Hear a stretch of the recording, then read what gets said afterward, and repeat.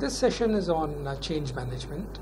We have again, as with some of the other topics like project management and business models and so on, we have already had some sessions introducing the idea of change management.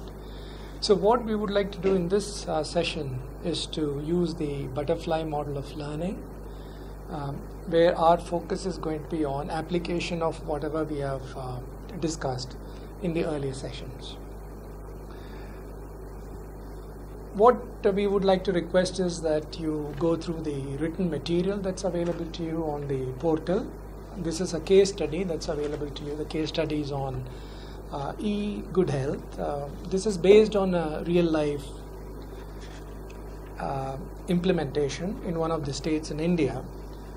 So our suggestion would be that you go through the case. There are some questions which are suggested as part of the reading.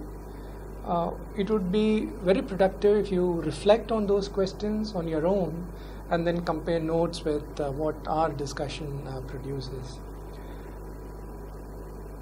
Obviously, in a given amount of time that we have, we will not be able to cover all that we discussed as part of change management, but our effort will be to focus on some key ideas, pointers really, on how one applies the ideas of change management in a real life environment.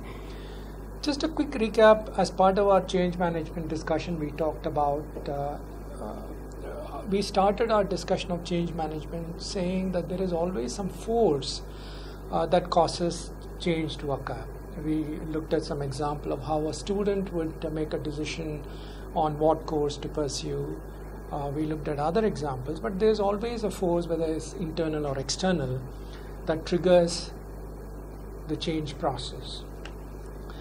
Having understood what is change and what is why management of change is critical, we looked at various types of changes. We talked about individual level changes. We talked about team or group level changes. We talked about organization changes. So what we would like to do in this session is to see how we can apply some of those ideas to a real life situation. What is this case about? We will give you a quick summary of what this case is. Maternal and child health care is a priority area for the government of India. Especially the reproductive and child health. So there are specific programs like the reproductive and child health program, which has been in the offing for nearly 15-16 years now. And then there have been bigger programs like the NRHM, the National Rural Health Mission, Janani Suraksha Yojana. There are many such programs. Some of them are isolated, some of them take an integrated approach to the subject of health management, especially for women and children. Our case in this particular instance, one of the things that